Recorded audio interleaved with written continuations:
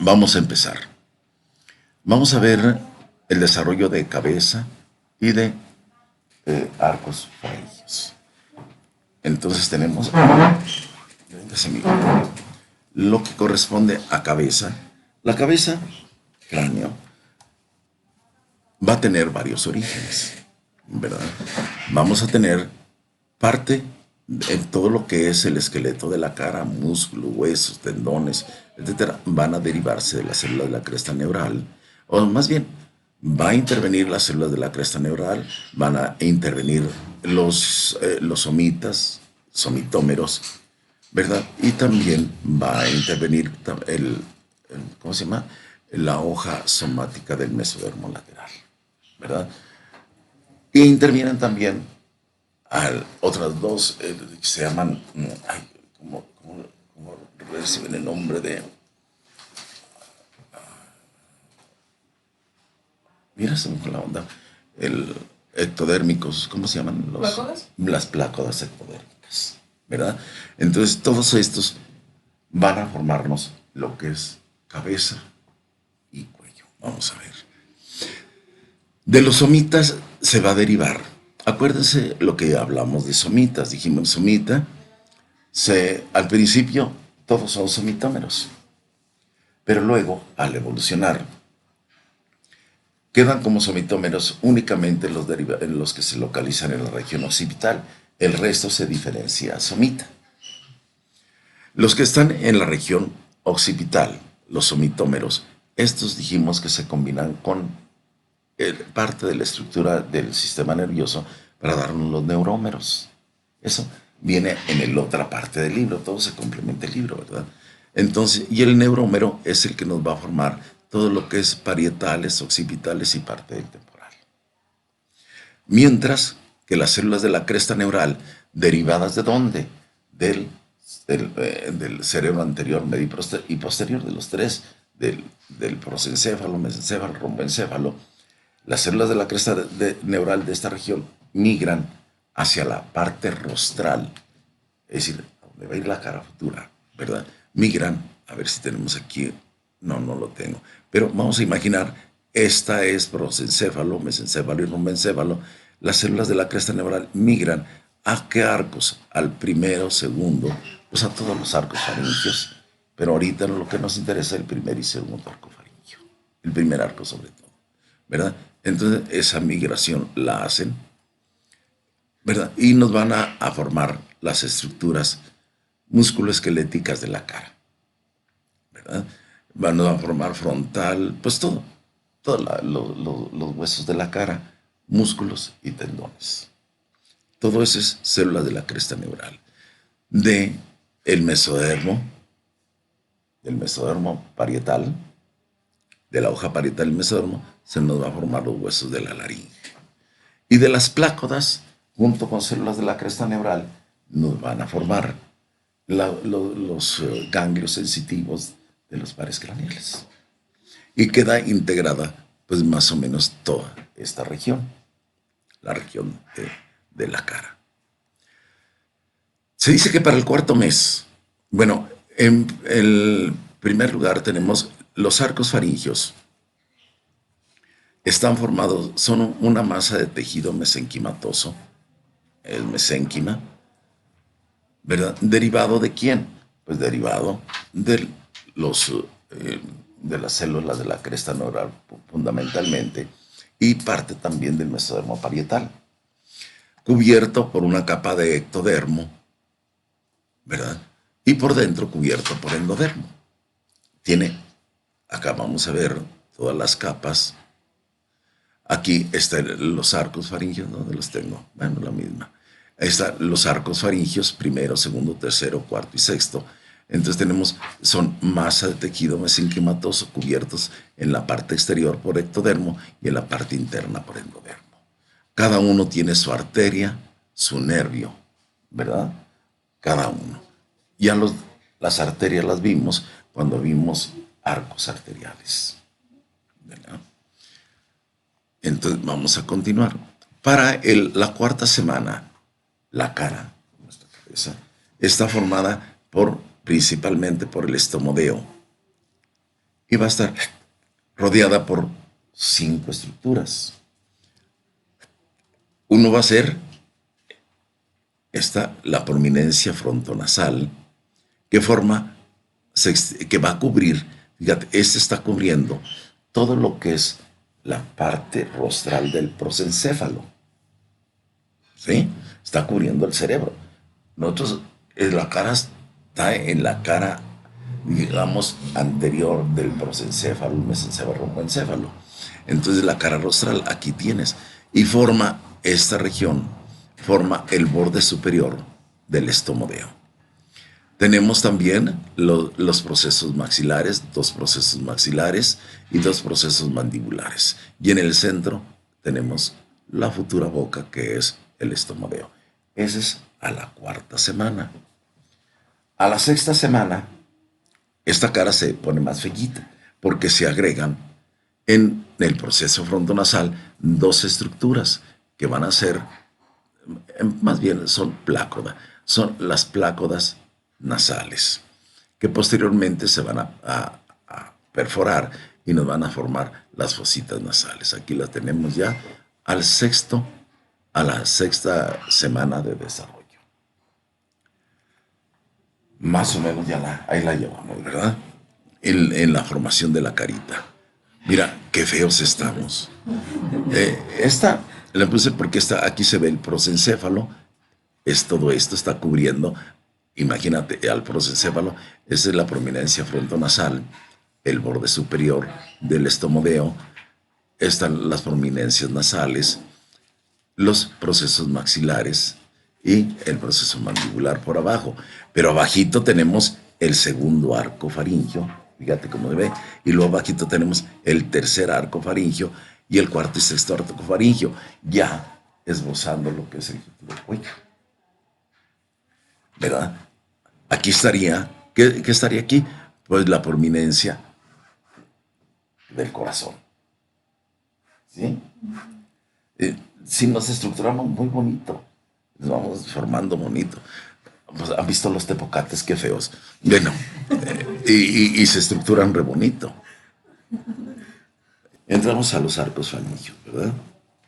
Entonces, de los arcos faringios, ya dijimos, son arcos de tejido mesenquimatoso cubiertos por ectoderma y endoderma en la parte interna, que tienen, y cada uno de los arcos nos va a dar, tiene un componente muscular, un componente esquelético, un componente arterial y un componente nervioso, los 4, ¿verdad?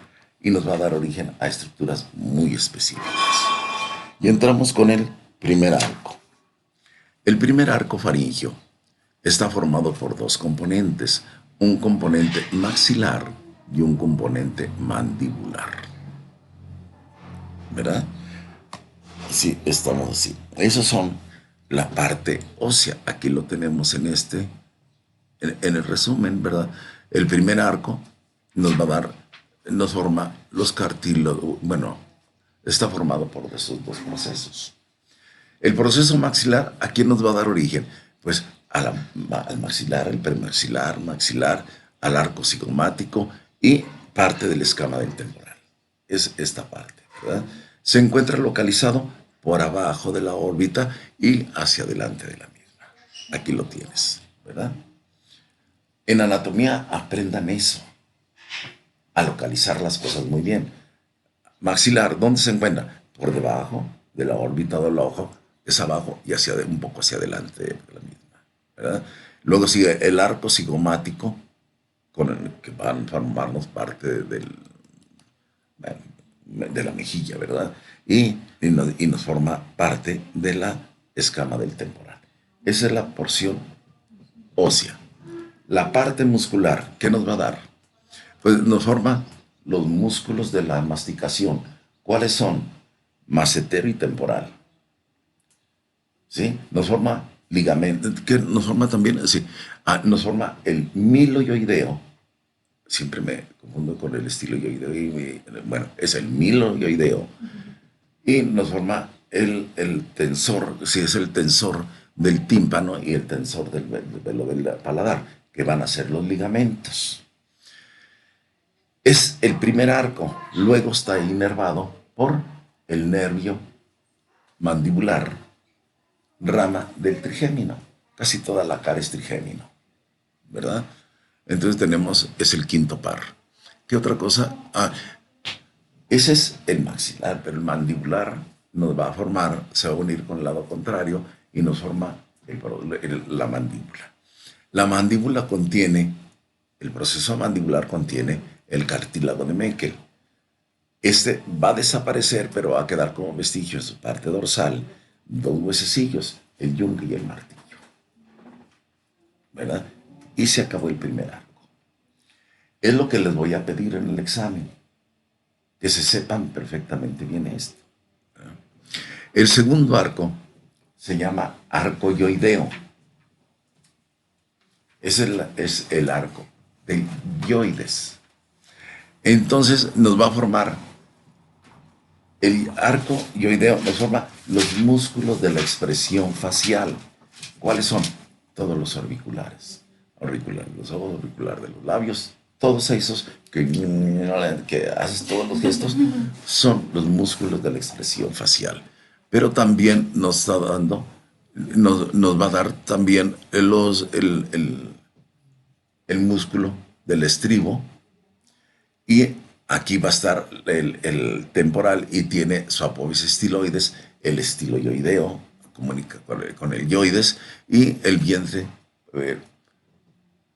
La parte la parte ósea va a estar formada por la parte inferior del yoides y la asta mayor del yoides, porque el otro nos va a dar al revés, y el vientre posterior del digástrico. Acuérdense, el digástrico está formado por dos vientres, el vientre posterior lo está originando este. El nervio lógico es segundo arco facial, ¿verdad? Entonces tenemos séptimo par, el facial. Y ya lo que les había dicho hace rato, el ligamento, pues es el estiloideo. Ya está. El tercero únicamente nos va a originar un solo músculo. Es el estilofaringio. Es donde, fíjate, tanto tiempo repitiendo, no me los puedo, me hago bolas. El estilofaringio. Y los huesos va a ser la asta mayor del yoides, no, la asta menor del yoides y la parte superior del mismo, si estoy bien. No, es la asta mayor del yoides, ¿sí? Y la parte inferior del yoides. ¿Sí? Es al revés de lo que te decía. El cuarto y el sexto, y lo inerva el glosofaringio. El último, cuarto y sexto, pues ya van a ser el cuarto y sexto arco, los va a inervar, lógico es el recurrente, ¿verdad? El laringe superior, el recurrente, que es el vago, el décimo par. Entonces tenemos de los músculos, nos va a formar el cricotiroideo, el elevador del velo del paladar, los constrictores de la faringe y los músculos intrínsecos, es decir, las cuerdas mayores y cuerdas menores, cuerdas bucales, los músculos intrínsecos de la laringe. Y los músculos estriados del esófago, ese no viene en el texto, ¿verdad? Y el músculo estriado del esófago. Ahora, en la estructura esquelética está facilote, pues, cartílago, tiroides, cricoides, aritenoides, coniculado de Santorini. Nos forma la laringe. La faringe es desde acá arriba, la laringe es únicamente tiroides, cricoides, aritenoides y coniculado de Santorini, ¿verdad? Y los huesos cuneiformes. Y tanto. Eso es todo lo que corresponde a los arcos. En este momento ya tenemos estructurado casi todo el cuello. Luego continuamos con las bolsas faringias. De las bolsas faringias vamos a tener la primera, segunda, tercera, cuarta y sexta bolsa faringea. Estos se encuentran, cada arco está separado por una hendidura en la parte externa. En la parte interna, cada arco está separado por una bolsa faringea, ¿sí? Se encuentran en la pared interna de la faringe. Es faringe, nasofaringe, orofaringe, faringolaringe. ¿Verdad? Entonces están en la orofaringe. Y entonces tenemos, y están cubiertas por endodermo. La primera bolsa va a tener una parte, la parte distal de la primera bolsa, se va a dilatar enormemente y va a estar en comunicación, más bien, no en comunicación, sino en contacto con la primera hendidura para formarnos la membrana del tímpano. El tímpano tiene tres componentes: un interno endodermo, un externo ectodermo y una parte media de tejido mesodérmico. Tiene las tres capas, ¿verdad? Y la parte, esta porción más distal, nos va a formar el oído medio. Aquí vamos a tener la cavidad del oído medio. En su parte proximal, a la luz de la faringe, se va a encontrar, va a estar estrecha y va a formar el conducto faringo. Es faringo timpánico, es la trompa de Eustaquio, está más fácil, ¿verdad? Tenemos la trompa de Eustaquio. ¿Qué función se imagina que tenga esto? ¿Qué se imagina? ¿Para qué sirve que el oído medio esté en comunicación hacia el exterior? Ya la luz de la faringe es el exterior. Tiene una función: equilibrar la presión ambiental con la presión interna del oído, para que el tímpano pueda vibrar. Si hubiera vacío o alta presión acá adentro, no iríamos. Sería imposible la audición. Entonces mantiene el equilibrio de presiones a través de la trompa de Eustaquio. Esa es su función, ¿verdad? Básica. La segunda bolsa. Esta segunda bolsa, el epitelio se va, endodérmico, se va a empezar a infiltrar de tejido linfático y nos va a formar la amígdala palatina. Tenemos en la orofaringe una serie de tejido, una frontera de tejido linfático, de tejido que nos defiende, formado por las amígdalas palatinas, la amígdala lingual y la amígdala, en las cuanas, está lleno de tejido linfático, que son los adenoides famosos de los bebés. El niño ronca mucho, pues tiene adenoides, es tejido linfático. Bueno, esta amígdala es de tejido linfático y está contenida en la fosa, en, en, en la bolsa, que aquí recibe el nombre de fosa amigdalina, ¿verdad?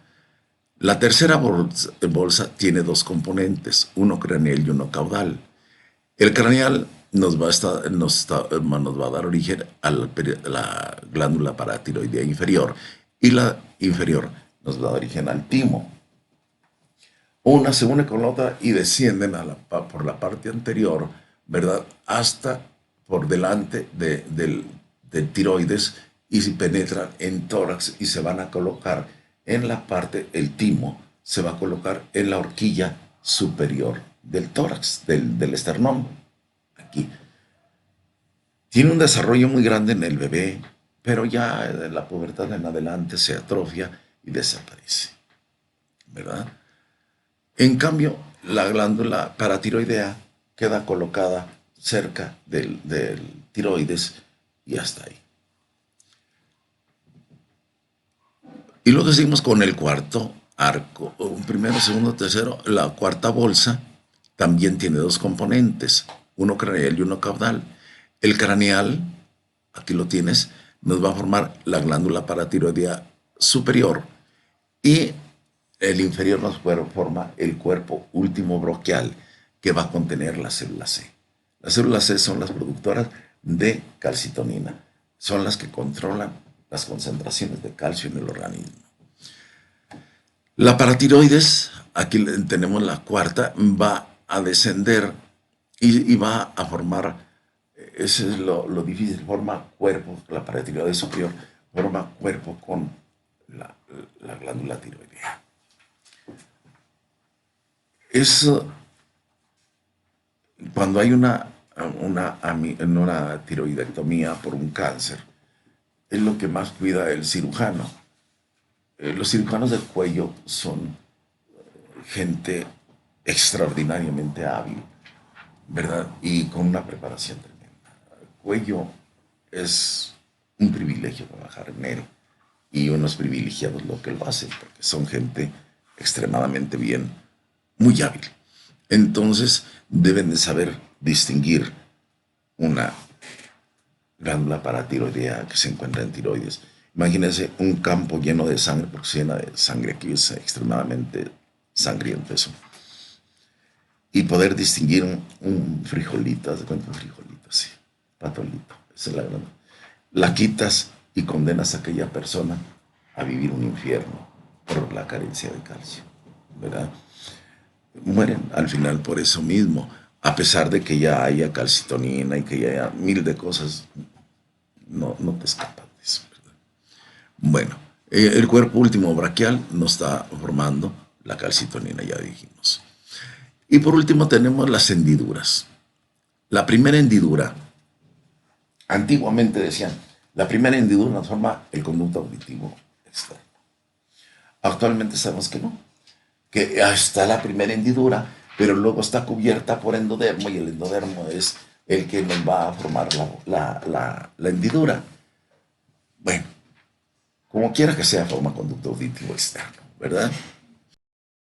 Pues el conducto auditivo externo, aquí lo tenemos, en comunicación, en contacto con la primera bolsa faríngea, formándonos la cavidad timpánica.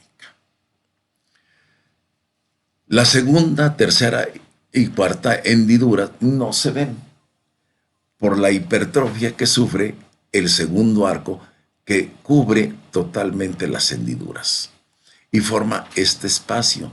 Se llama seno cervical. Posteriormente, al seguir proliferando el segundo arco, se cubre totalmente y no queda ningún vestigio. Aquí hay que hacer una aclaración. En ocasiones, este seno cervical persiste. No tan grande, sino un agujerito. Al persistir el seno cervical, lo vamos a localizar siempre, normalmente en el bebé. No se ve, es imposible verlo. Pero ya conforme van creciendo, se va desarrollando una pequeña tumoración. No es un ganglio, es una tumoración. El ganglio se puede hipertrofiar cuando traes una muela picada, una espinilla, una otitis, o en el pelo está una infección, cualquiera. La alarma va a ser aquí en el cuello y vas a tener tus ganglios hipertróficos. Pero te alivias y se quita.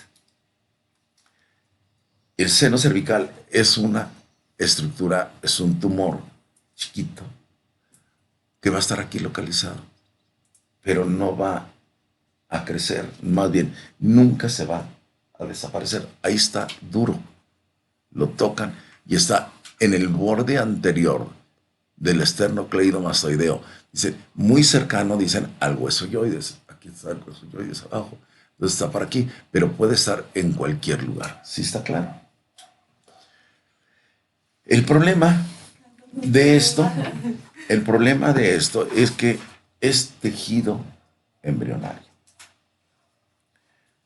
Y al crecer, porque toda cavidad en el organismo de nosotros, si hay una cavidad, hay un hueco en una estructura de estas, va a tender a secretar y empezará a crecer. Entonces va a ir creciendo. Ese crecimiento va a originar irritación y origina un cáncer. Y es un cáncer de células embrionarias que son tremendamente mortales. ¿Verdad? En los muchachos, cuando les explico esto, han salido 3 o 4 jóvenes que sí han tenido quistes cervicales. Antes trabajaba en el seguro, los mandaba al seguro, a oncología y se intervenían, todos intervinieron, son médicos, 3 son especialistas y uno no. El, el, pero los 3 sí tenían su quiste cervical.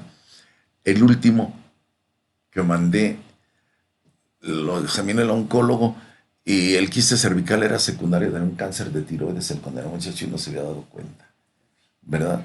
Entonces le pidieron tiroidectomía y luego le quitaron el seno cervical. él está bien, está el joven muy bien. Pues no joven, ya señor, ¿verdad? Entonces, eso es lo que corresponde a las famosas arcos, bolsas y hendiduras. Vamos a ver lengua. La lengua se va a formar a nivel del primero, segundo, tercer, cuarto y sexto arco faríngeo, la cara interna. Y va a estar representada al principio por tres estructuras. Son las prominencias linguales laterales, una izquierda y una derecha, y el tubérculo impar. Estas son las tres primeras. Se encuentran en el primer arco, por lo tanto, está inervada por el trigémino. ¿Ok? Ahora bien, al crecer estas prominencias linguales, aquí ya la tenemos crecidita, va a estar separada, nos va a formar la parte anterior o cuerpo de la lengua. ¿Sí? Y va a estar separada de la parte posterior, aquí tienen, ¿verdad? Por la B lingual. Aquí tienen la B lingual. Que, bueno, antes decía B lingual, ahora le dicen surco terminal, ¿verdad? Pero si la ven, tiene más bien forma de B lingual. La B lingual. Y atrás de esta vamos a tener a la cópula o inmeniencia hipobranquial. Esta estructura, esta segunda, va a estar inervado por ¿qué nervios? Es el segundo y el tercero.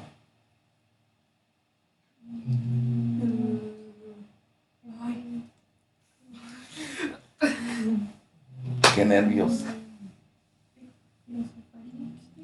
¿Eh? Uno va a ser el glosofaringio. ¿Y el otro? No. Facial. Es facial y glosofaringio. Y luego, por abajo de este, vamos a encontrar otra estructura, ¿verdad? Que nos va a formar el cuerpo de la epiglotis. Y las prominencias aritenoideas que están limitando lo que dijimos, una T, que es la comunicación con el árbol respiratorio. ¿Se acuerdan? El orificio laringio. No que se van a acordar. Entonces, y estos están inervados por el nervio recurrente, por el laringio superior recurrente. Ahora bien, los músculos de la lengua, ¿quién da la inervación? El hipogloso. Y el gusto es el facial, en la rama timpánica del facial. Entonces tenemos toda la inervación de todo lo que hemos visto está sintetizado en la lengua. Imagínense, uno dice, bueno, pues es que pues, toda la bola de nervios, sincronízalos para poder hablar,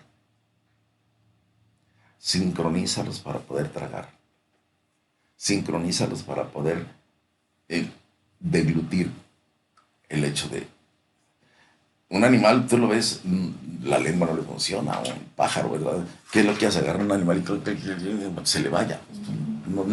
No brincamos, imagínate cómo nos veríamos, ¿verdad? Sino que tiene funciones tremendas. La lengua, la boca, los dientes, todo es la voz, ¿verdad? Entonces tenemos todo lo que es el desarrollo de la lengua. Creo que es nada más lo que viene de la lengua, viene poquito. Y luego viene lo de glándula tiroides. No, pues está facilota. La glándula tiroides, ¿dónde se va a originar? Aquí, en el agujero ciego. Ahora, su libro dice foramen ciego. Te digo que cada mono que nos toca haciendo las traducciones es el agujero ciego.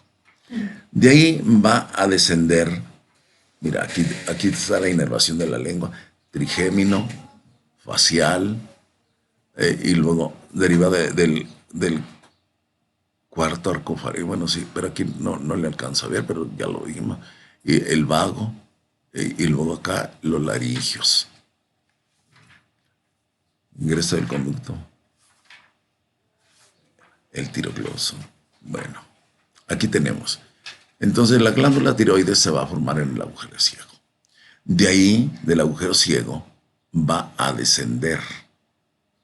Conforme desciende se va a formar un conducto que se llama conducto del tirocloso, que en su porción distal está bilobulado.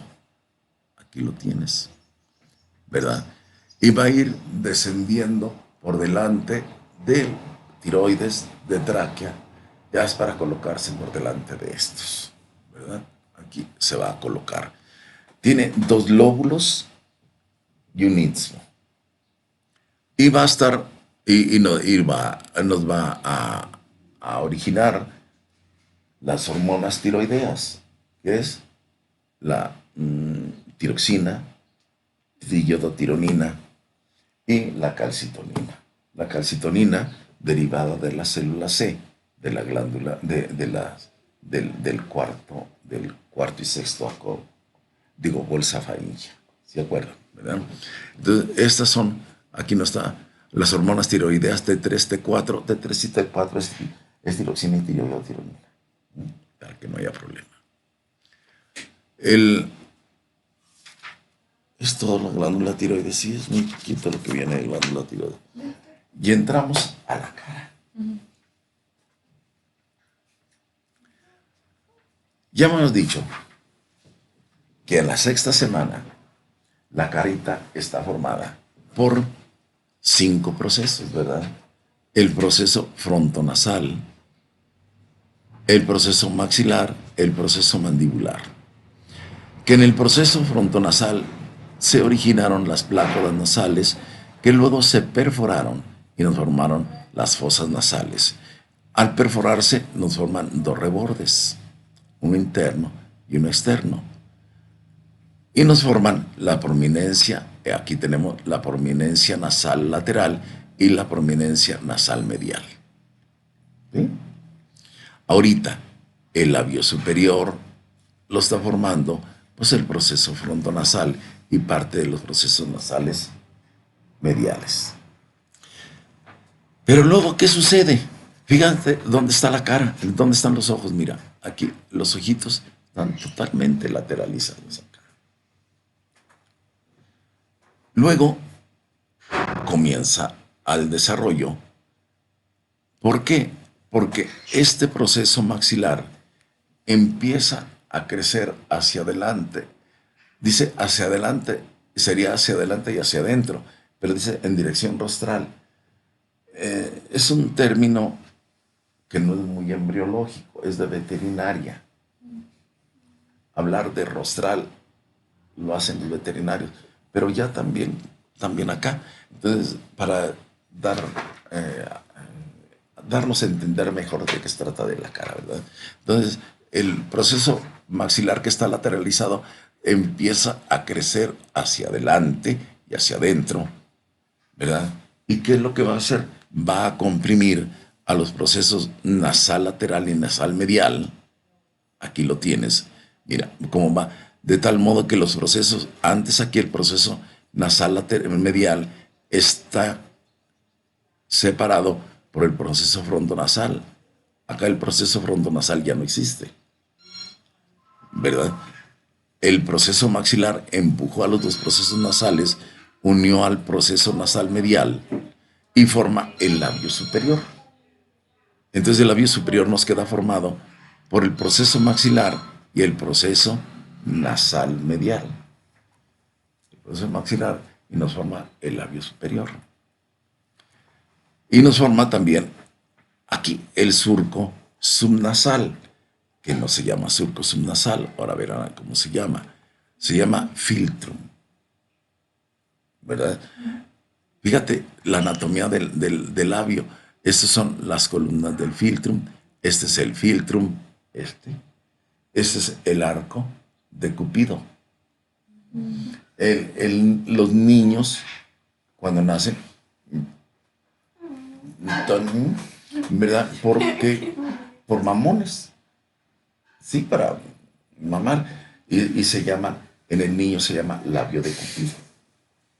El niño recién nacido son labios de Cupido, ¿verdad? Y luego ya, pues véanlo de una vez, aquí los lados se llaman tubérculos, la comisura labial y imagínate, este se llama bermellón. Este de aquí. Esa es la, es bueno saberlo. Te diviertes. Permíteme tocarte el bermellón.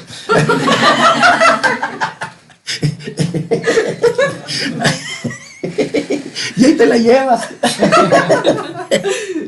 ¿Verdad? Entonces, una vez que los procesos maxilares unen al proceso nasal, pues ya queda completo esto. Los procesos nasales laterales nos van a formar la ala de la nariz, ¿verdad? Y el proceso nasal medial pues nos forma el labio superior, nos forma el filtrum, que hablamos de surco nasal, y el dorso y punta de la nariz. Aquí lo tienes, ¿verdad? Y queda integrada la cara de una manera muy sencilla. Pero esta unión no solo se lleva a cabo aquí, sino se lleva a cabo en la profundidad. Y aquí tenemos los procesos nasales mediales, al unirse en la profundidad, nos forman el segmento intermaxilar. El segmento intermaxilar va a tener tres componentes. Un componente labial, ¿verdad? Un componente maxilar o mandibular que contiene los cuatro incisivos y un triángulo que termina aquí en un agujerito aquí del paladar, ¿verdad? Que forma el paladar primario. Ese es nuestro segmento intermaxilar. Nos faltó decir acá algo. Entre el proceso nasal lateral y el medial existe este espacio, que es el espacio intermaxilar, que en él el ectodermo penetra en todo este surco y forma un conducto. Posteriormente se cubre por la compresión, desaparece todo eso, pero el conducto persiste, formando el conducto nasolagrimal, que se extiende desde el ángulo interno del ojo hasta la cuana superior del etmoides. Por eso, la lágrima, cuando estamos muy llorones, que vas y que te avientas una novela así, yo o los otros así a todo dar, que lloras hacia moco. ¿Qué sucede?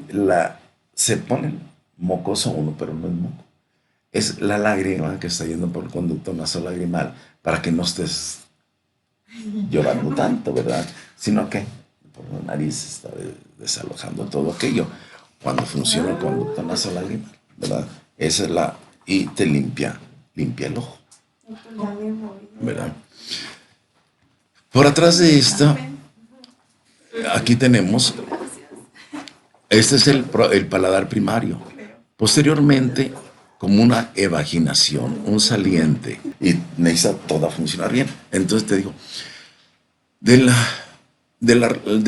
maxilar se origina esta evaginación, que va a crecer en dirección hacia abajo, ¿verdad? Y hacia adentro, por debajo de la lengua al principio, que va a ser la cresta palatina, una izquierda y otra derecha. En el fondo aquí vemos el tabique nasal que está en formación. Luego, conforme va avanzando el desarrollo de la cara, ¿verdad? Estas crestas palatinas se elevan y toman una forma ya definitiva, como cúpula de media gota, ¿verdad? Aquí ya la tenemos elevándose y uniéndose al tabique nasal. Se unen las dos crestas palatinas al tabique nasal y nos forma ya el paladar secundario perfectamente bien.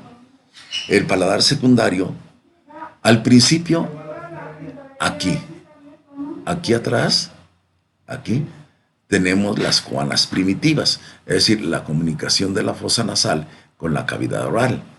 Se llama guana primitiva. ¿Eh? Pero luego, al formarse las crestas palatinas y formarse el paladar secundario, la guana primitiva se transporta hacia la orofaringe, acá atrás, y nos forma la guana definitiva. Es la comunicación ya de la nariz, de la cavidad nasal, con la orofaringe, ¿verdad? En esa, más bien queda en los límites de la nasofaringe y la orofaringe. Aquí tenemos los cornetes nasales, en el superior es donde desemboca el conducto nasolagrimal, y este es el tabique nasal, ¿verdad? Con su paladar. Les decía, la punta del triángulo del paladar primario es el agujero incisivo, aquí. Véanse, en un bebé se ve perfectamente bien. O algunas veces ustedes todavía lo pueden traer. Aquí está. Aquí. Este es el agujero incisivo. Aquí lo que les desarrollo de las fosas nasales. Al profundizarse la fosa nasal, aquí lo tienes, está en principio separada de la boca por la membrana buconasal. Esta desaparece y nos forma la guana primitiva. Al formarse el paladar secundario, la guana primitiva, o sea, la comunicación entre la nariz y la boca, se traslada hasta la orofaringe acá, ¿verdad? Y es la guana definitiva. Es todo lo del segmento paladar secundario. En la cara se dan muchos defectos, ¿verdad? Aquí las estructuras que forman la cara: frontonasal, frente, puente de la nariz, eminencia nasal medial y lateral, maxilares, los procesos maxilares, mejilla, presión lateral, labio superior, nasales mediales, está todo lo que forma. Cuando persiste dijimos que los procesos maxilares y los procesos nasales laterales, ¿verdad?, se encuentran separados al principio. Aquí tienes esta hendidura, ¿verdad? Cuando persiste, esta es horrible, ¿verdad? Aquí tienes la hermosura, lo que les digo, de la cirugía reconstructiva. Mira qué hermosura, de este monstruo a este hay una diferencia. Por eso las manos del cirujano pediatra, son benditas, hacen cosas hermosas, ¿verdad? La de todos los cirujanos. Vean, el labio leporino, en algunas ocasiones está intervenido nada más el labio leporino. Puede ser unilateral, bilateral, pero puede estar también intervenido el maxilar, y entonces está el labio, faltan los dos incisivos del lado que esté afectado, y se va a correr hasta donde va a extenderse hasta aquí. Entonces puede estar intervenido el labio, el maxilar y hasta aquí. Es un labio leporino. Pero puede el labio extendérsele con una hendidura en la cresta palatina. Ahí ya es completa la lesión. Aquí lo tienes. Es de un solo lado. Pero ve la reconstrucción tan hermosa que hizo este cuate. Mira, ve nada más. No. Mira qué hermoso quedó. ¿Dónde le ves el defecto? ¿Verdad? Fíjate, aquí todavía tiene la naricita. Ve la nariz cómo estaba. Ve cómo evoluciona. Mira nomás qué hermosura. No, es bendito, lo que sea. A mí me encanta verla, me encanta entrar yo con el doctor a reparar labios leporinos. Es de arquitectura, con compases, es muy bonito. Mira, esta niña con labio leporino bilateral. Ve nada más, qué horrible. Mira nada más. Claro, entre este y esta hay un año de diferencia, ¿verdad? Esta niña ya sufrió 3 o 4 intervenciones o más para poder estar así. Pero ve la diferencia tan enorme que hay entre las dos. Hay unas más feas, ¿verdad? Mira nada más esta lesión tan tremenda, ¿verdad? En la cara se queja mucho, se ve mucho. Hay un labio leporino que le llaman labio leporino medial o central. En este falta toda la parte central de la cara. Falta todo esto. Al faltar la parte central de la cara, entonces la órbita izquierda y derecha se juntan y forman una sola órbita con 2 globos oculares. Como esto se cerró, la nariz, el proceso frontonasal nunca se formó. ¿Sí me entiendes? Y entonces la nariz queda por acá. Pero no queda como nariz, queda como un chipote, por ahí viene en una foto. Y se llama prosbóside, le dice. Y de la boca, pues no se formaron los procesos nasales mediales y laterales, no hay labio, sino que está el estomodeo todavía formado. Una boca horrible que se por allá de esta. Sí, pues ahí está, ¿verdad? Entonces todavía está el estomodeo. Y ahora vamos a hablar de dientes. ¡Ande, qué bárbaros! Bueno, me van a tener que disparar un refresco. Bueno, fíjense bien. En el borde del maxilar superior, borde maxilar inferior, porque no viene así en el libro, en el borde de los futuros maxilares, se encuentra esto, el epitelio bucal. Haz de cuenta que esto, que está aquí, es el puro borde. ¿Sí? Bueno. El proceso, el epitelio bucal nos forma la lámina dental. Y la lámina dental se va a invaginar en el mesénquima, todavía es mesénquima, ¿verdad? Y nos va a formar esta, dice germen dental, pero en su libro no le llama germen dental, sino le llama yema dental. ¿Sí? Aquí lo tienes. ¿Cuántas de estas se van a formar? 10 y 10. 10 arriba y 10 abajo. 20. Cuando salgan los dientes definitivos van a ser 32. No, 26. 16. No, 16 y 16. 32. ¿Eh? Sí, ¿verdad?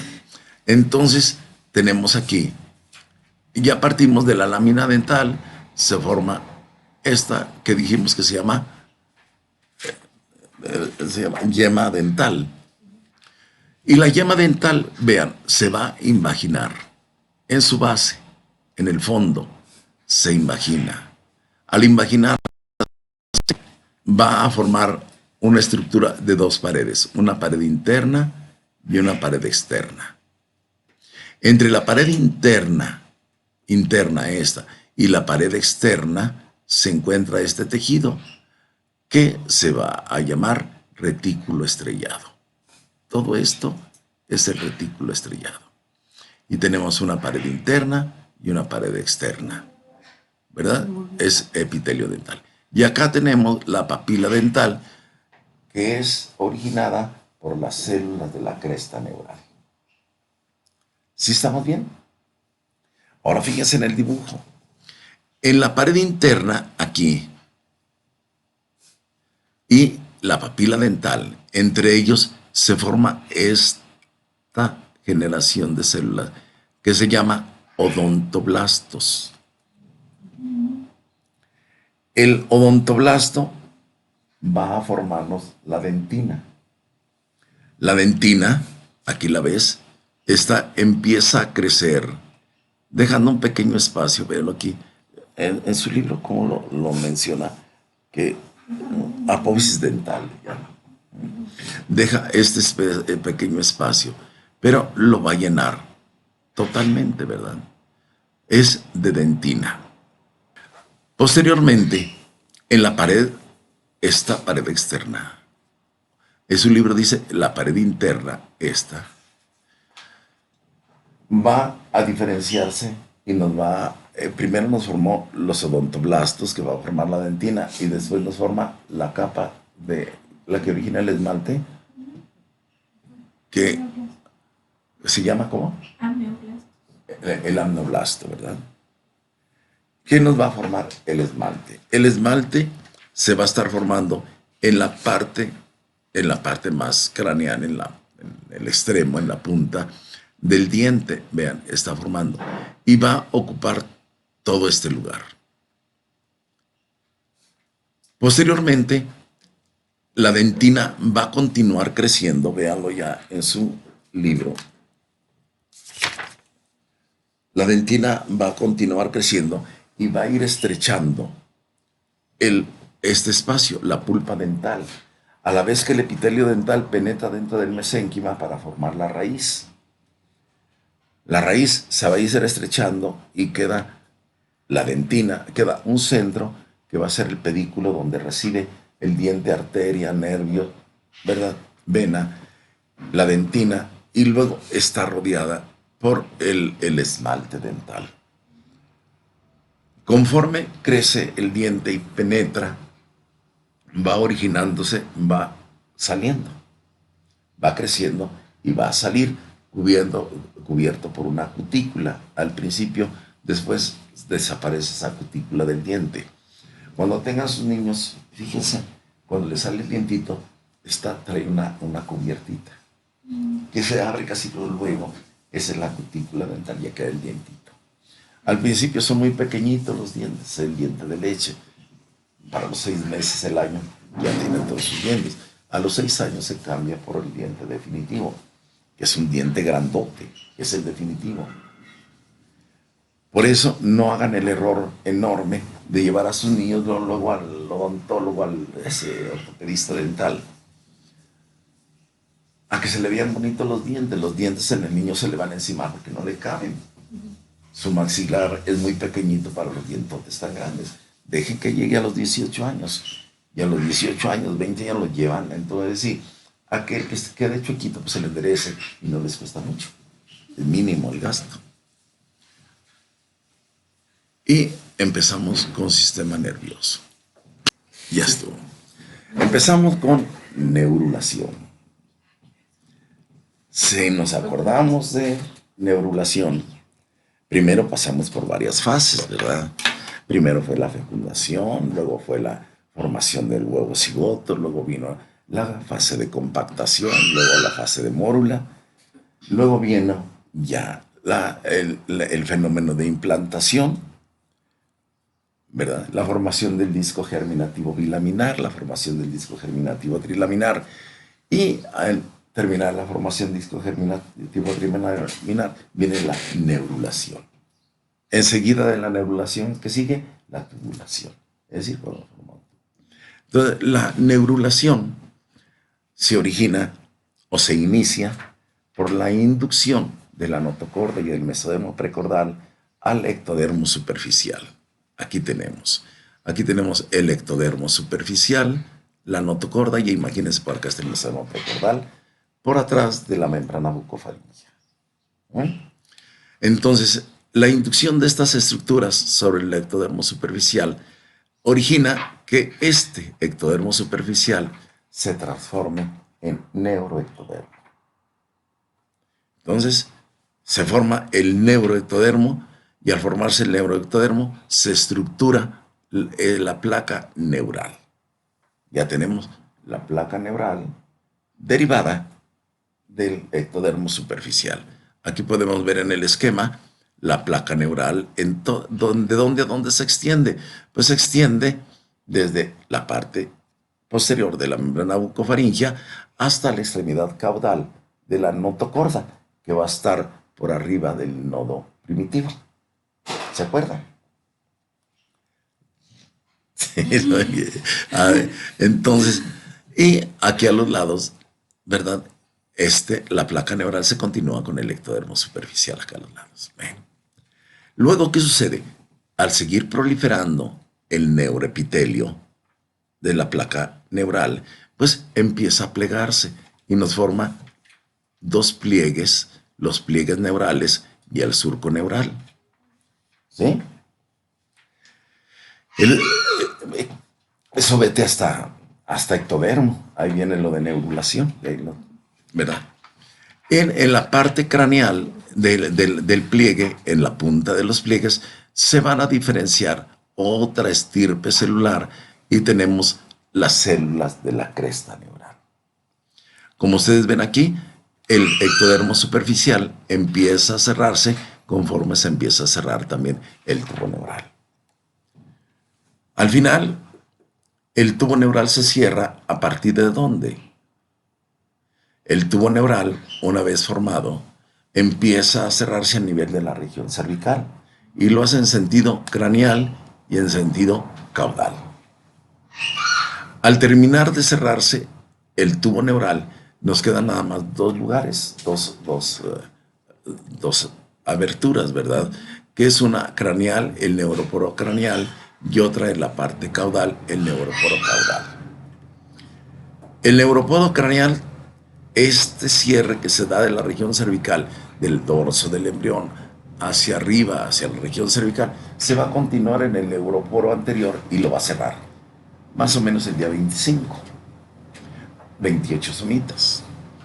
Y 3 días después, el día 28, se cierra de la misma manera el neuropodo caudal.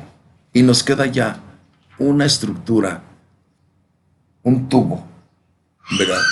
Que tiene muy dilatado en su extremidad craneal y estrecho en su extremidad caudal.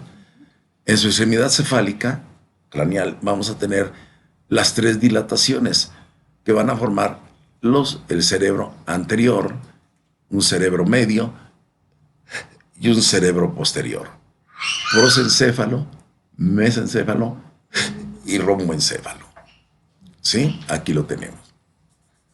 Prosencéfalo, mesencéfalo y romboencéfalo. Acordémonos que es un tubo. ¿Sí? Ahora, estas son las vesículas primarias. Se van a formar las secundarias. El prosencéfalo se divide en dos, ¿verdad?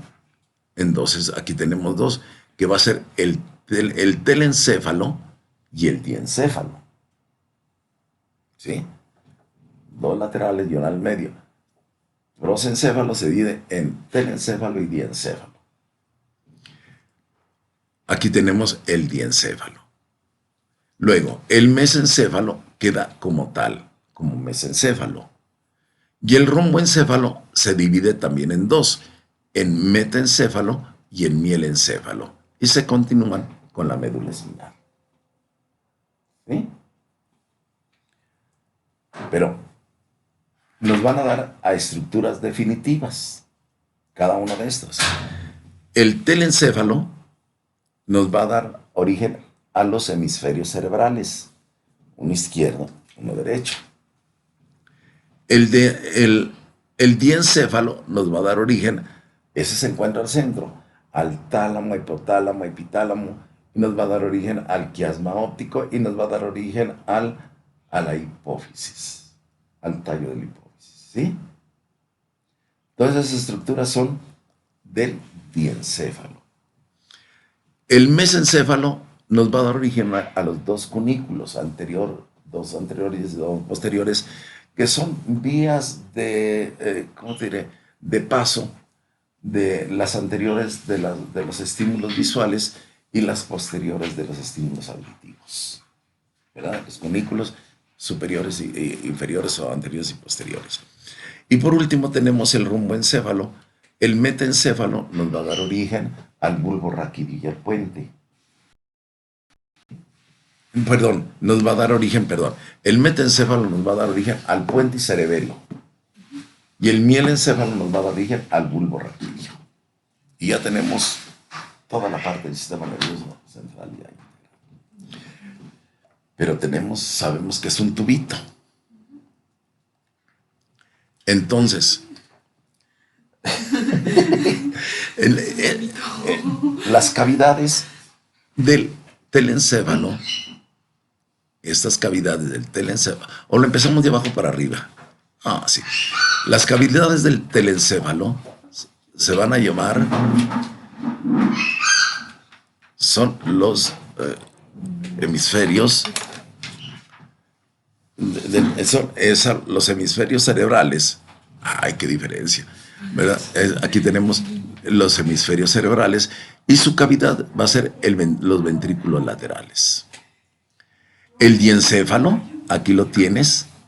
Mira, aquí están los quiasmas ópticos derivados del diencéfalo. Aquí tenemos los hemisferios cerebrales con sus ventrículos, los ventrículos laterales. El diencéfalo tiene el tercer ventrículo y está en comunicación con los ventrículos laterales a través de este orificio que se llama agujeros interventriculares de Monro. ¿Sí? Ya tenemos los agujeros interventriculares de Monro, tercer ventrículo. El tercer ventrículo se comunica con el cuarto ventrículo a través del mesencéfalo que se llama acueducto de Silvio. Entonces, el conducto del mesencéfalo es el acueducto de Silvio. Y aquí pongan atención, el romboencéfalo, en todo el romboencéfalo, o sea, en el metencéfalo y mielencéfalo, se encuentra el cuarto ventrículo. En el metencéfalo tenemos el cuarto ventrículo en su parte craneal. Y en el mielencéfalo tenemos el cuarto ventrículo en su parte caudal. Y de ahí ya se comunica con el conducto de la médula espinal, que se llama epéndimo. ¿Sí? No epidídimo. Ese lo traemos en otro lado. Es el epéndimo. ¿Ya estuvo correcto todo?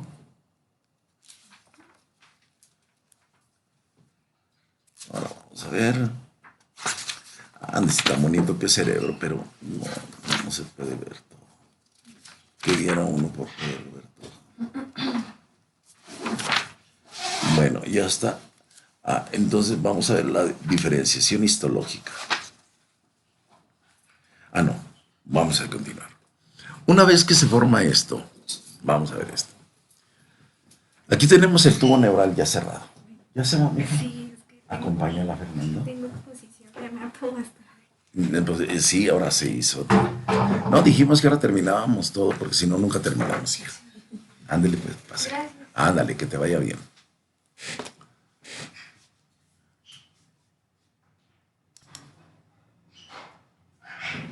Oye, estaba cerrado, ¿no? No, está bien.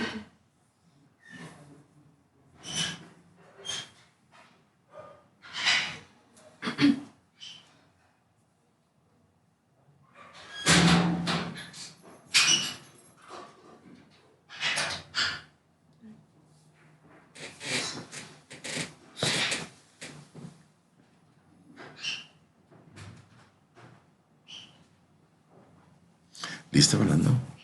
Todo. Ay, ojalá sí grabamos el otro, ¿verdad? Sí, creo que sí. Mira, una vez que ya tenemos el tubo neural, entonces la parte y se cerró. Todo lo que se cerró fue neuroepitelio. Entonces tenemos un centro de neuroepitelio. ¿Sí? Las células, esa es la luz del tubo neural, el conducto central o epéndimo. Y estas células se encuentran unidas una con otra en la luz de este tubo.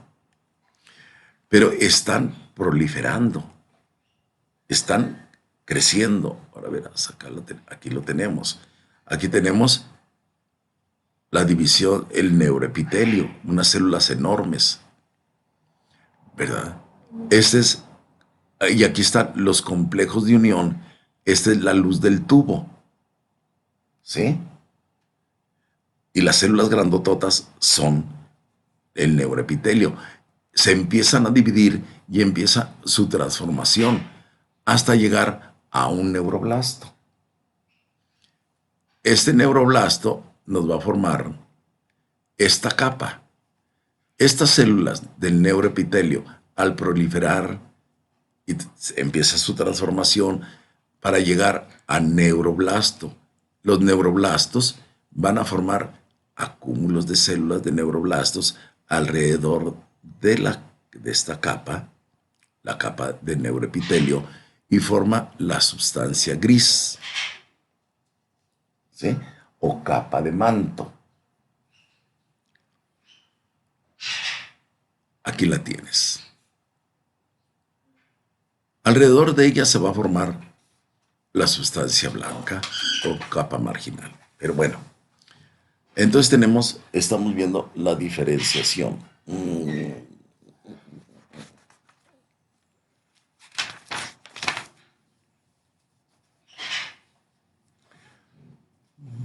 Ya vimos. Entonces, ya queda, tenemos entonces el neuroepitelio al centro, la capa de manto y la capa marginal o de sustancia blanca. ¿Sí? Esa es la distribución.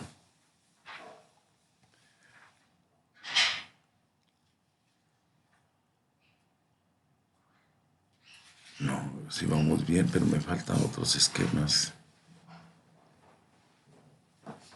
No. Entonces, vamos a ver las placas salares, basal, techo y piso. Volvemos a lo mismo. Aquí tenemos al neuroepitelio. Este neuroepitelio ha evolucionado y se ha transformado en neuroblasto.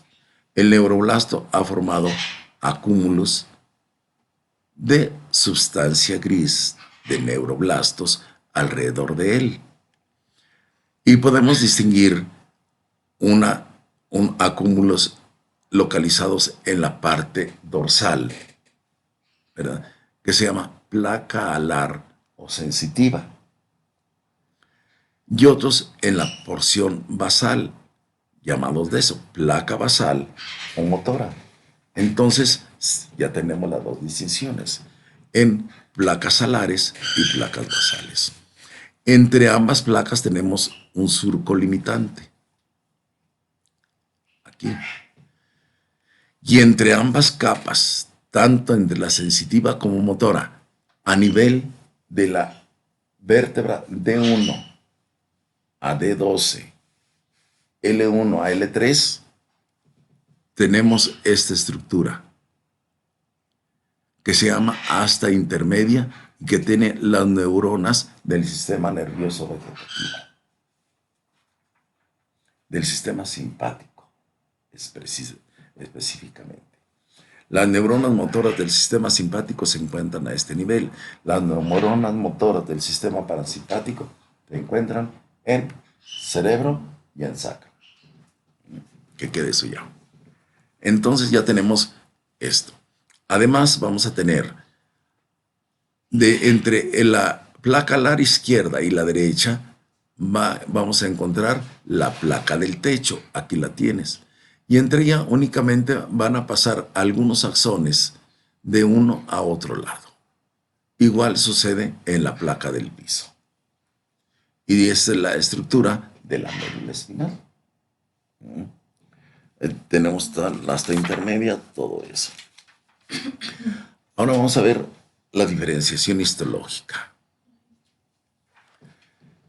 Quien origina las células nerviosas es el neuroepitelio.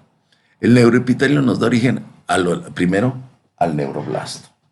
Al principio el neuroblasto tiene una sola prolongación. Aquí tenemos el neuroblasto bipolar. Pero luego pasa por una fase en que no tiene nada, un neuroblasto apolar, y luego va a originar dos prolongaciones. Una muy larga, esta, que es un axón, puede medir metros, y otras pequeñas prolongaciones que se llaman dendritas, con las que se pone en contacto con otras neuronas. Es precisamente como pensamos, ¿verdad? El pensamiento es una corriente eléctrica que está circulando entre las dendritas de las neuronas. ¿De cuántas? Pues de millones de neuronas. Ahí está, siempre girando como corriente. Entonces, este es cuando el neuroepitelio ha formado todas las neuronas, empieza a formar los glioblastos. El glioblasto son células de sostén. Nos va a dar origen a dos tipos de células de sostén. Los astrocitos tipo 1, no. En su libro viene como astrocito fibrilar y astrocito protoplasmático, creo, ¿verdad? Acá le dice astrocito tipo 1 y tipo 2, ¿verdad? Es la misma. Estos se encuentran entre las neuronas y el sistema vascular arterial. Y son células de sostén, ayudan a la nutrición de estos. Otras células, también derivadas de esta, tenemos, no, estas son ellas. Otras células, tenemos las células de la microglía, pero estas células de la microglía se van a diferenciar del mesénquima, que rodea al sistema nervioso y nos forma las células de la microglía. Son células fagocitarias, son células de defensa. Otras células también de sostén tenemos las células de la oligodendroglía y las células de Kupfer. Las células, ¿cómo se llama esta otra? Células de sostén. Células de... A ver, aquí la tengo, Células de Schwann. Las células de la oligodendroglía nos van a formar la mielina.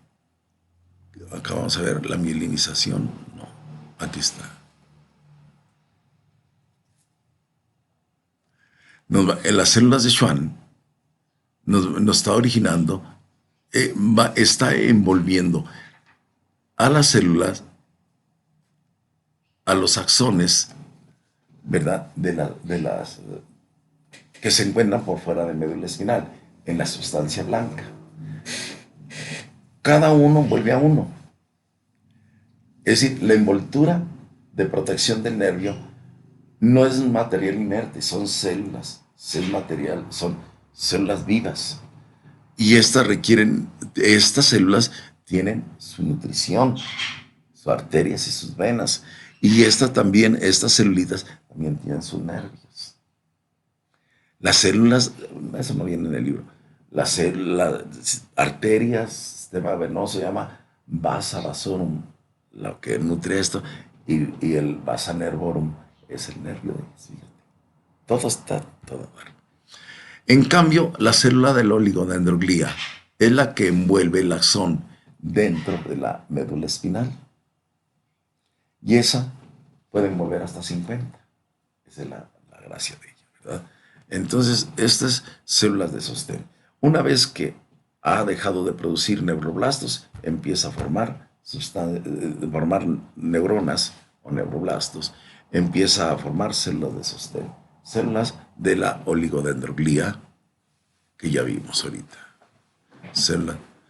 Cuando es satisfecho todo, entonces forma las células del epéndimo.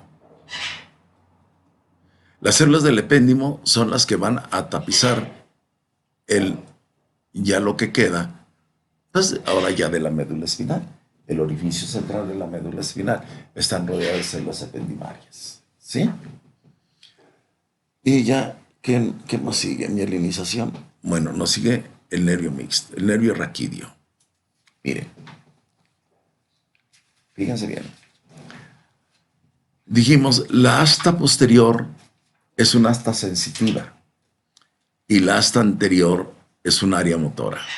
Aquí tenemos un axón que se origina en la periferia, en la piel, vamos a decir. Está aquí. De aquí está una neurona sensitiva. El axón va a recorrer todo el camino hasta médula espinal, ¿sí? Aquí tienes el axón de esa neurona.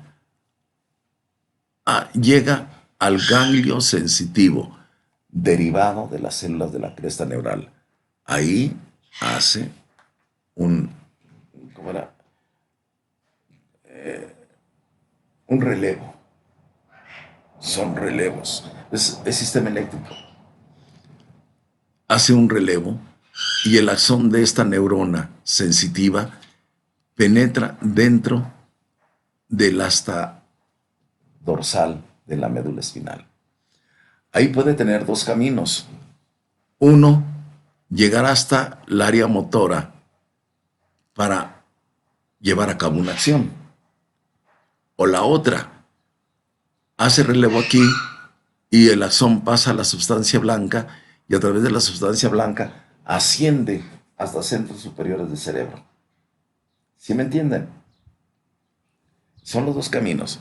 Uno, que lo que recibí aquí, ¿verdad? Aquí la sensación llegue al ganglio simpático, hace el relevo, entra en la raíz dorsal sensitiva y pase inmediatamente hacia la motora. Por ejemplo, un reflejo. Ese no pasa acá, ese da vuelta inmediato. ¿Sí me entienden? El arco reflejo es este es un arco reflejo. Pero en cambio, si esta sensación llega aquí, el axón, y luego hace relevo con los axones sensitivos del asta posterior, el axón de este neuroblasto pasa a la sustancia blanca y ahí va a ascender hasta centros superiores para elaborar un pensamiento y luego se viene la respuesta por la área motora, llega a la acción correspondiente, aquí hace su relevo y sale la orden, ¿verdad?, hacia el nervio raquídeo. El nervio raquídeo está formado entonces por una raíz sensitiva y una raíz motora. ¿Sí? Una vez que se forma el nervio raquídeo se forma aquí, va a extenderse. Se divide en dos. Una rama dorsal y una rama ventral. Más bien, una rama ventral y una rama dorsal.